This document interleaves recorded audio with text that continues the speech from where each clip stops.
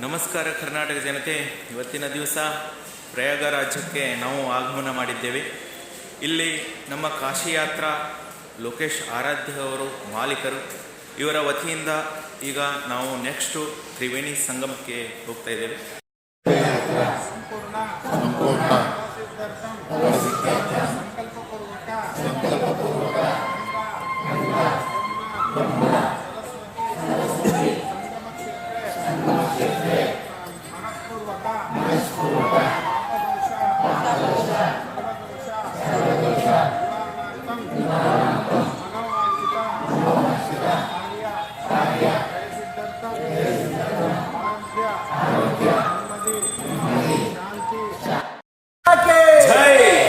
यमुना माता की जय, सरस्वती माता की जय, हमें अंजनी की जय, अपने अपने माता पिता की जय, परवाम बैठने वालों की जय.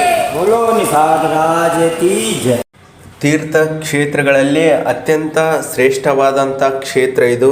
ಇದಕ್ಕೆ ಇನ್ನೊಂದು ಹೆಸರು ಮೂಲಕ ತೀರ್ಥರಾಜ ಎಂದೇ ಪ್ರಖ್ಯಾತಿಯನ್ನು ಹೊಂದಿದೆ.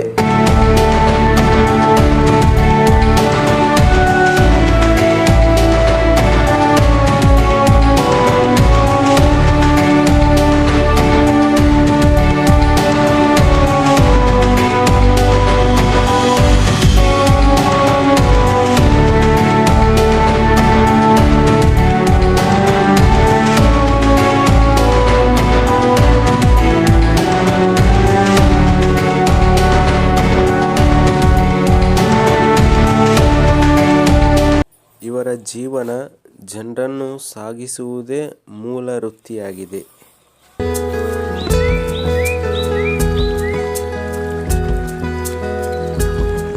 12 ವರ್ಷಕ್ಕೊಮ್ಮೆ ನಡೆತಕ್ಕಂಥ ಕುಂಭಮೇಳದ ಒಂದು ಚಾಲನೆಯನ್ನು ಇಲ್ಲಿಯ ಪ್ರಧಾನಿಯವರು ಇದೇ ಸಭಾಂಗಣ ಮಂಟಪದಲ್ಲಿ ನೆರವೇರಿಸುತ್ತಾರೆ.